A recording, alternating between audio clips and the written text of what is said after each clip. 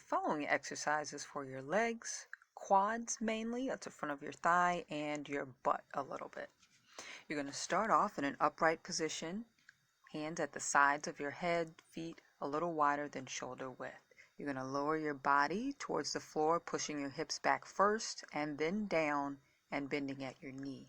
To stand, squeeze your butt really tightly and push through your heels until you come up to an upright starting position. This exercise is really great for improving your mobility of your shoulder and chest. You can also modify this exercise with the chair. You'll notice that the squat is not as low, but you're still working on your overall mobility of your shoulder and your thoracic area, your chest.